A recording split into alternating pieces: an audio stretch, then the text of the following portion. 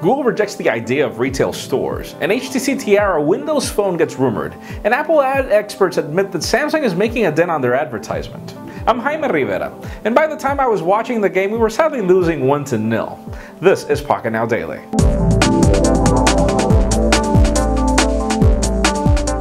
Well, after Apple launched their retail stores more than a decade ago and then Microsoft pretty much followed the trend, it only made sense for Google to be the next company to launch their own stores, right?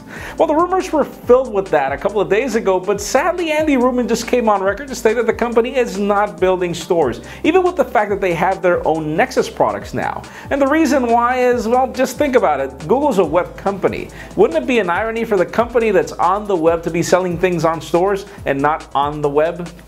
Now let's talk about HTC. The company still seems committed to Windows Phone 8, or as the new codename HTC Tiara could prove, because the device apparently is on the works, and the great question is what to expect. Sadly, the spec sheet looks kind of terrible. We have a device coming out here with a WVGA display, so you can't expect for this device to be a mid-tiered phone. The question is, when will we get it? Stay tuned. MWC is pretty much over, so we won't get it there, so probably get it in the next couple of months. We'll keep you posted.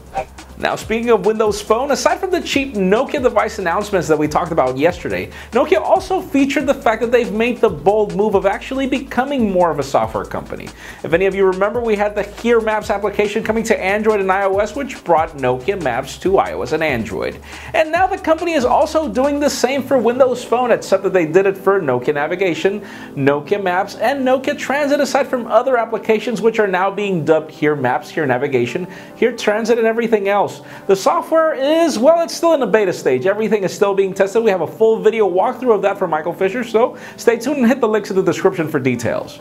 Now, how many of you remember the yotaphone? Remember that concept device where you had an LCD display on one side and an e-ink display on the other, and the device could actually be powered by the battery on one side, but then on the other side you don't really need much power at all? Well, the device is already live at MWC 2013, and Michael Fisher had a lot of time to demo the unit, and even though it seems quite compelling, it begs to wonder if this will be a concept that will ever actually take off. I mean, the device actually looks good, but I wonder how well that e-ink display will take a beating after you actually use it in your pocket. So make sure you hit the links in the description for Michael's full video. And aside from that, we have 33 MWC 2013 videos, so also hit the links for the playlist down below, because there is a lot of content that I can't cover on this show, too much.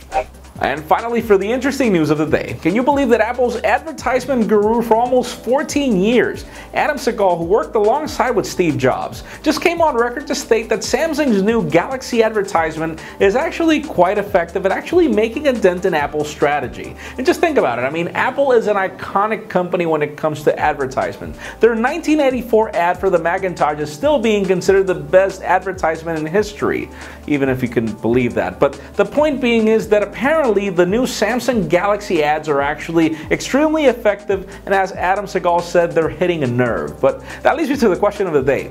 How well or how much have you actually liked these Samsung ads? In my particular case, I'll plead guilty. I mean, I pretty much got the Galaxy Note 2 with the whole unicorn, I forgot the name of the advertisement. I mean, I do believe that their ads are quite well. I consider myself a victim of them, but leave us a comment down below. How about you?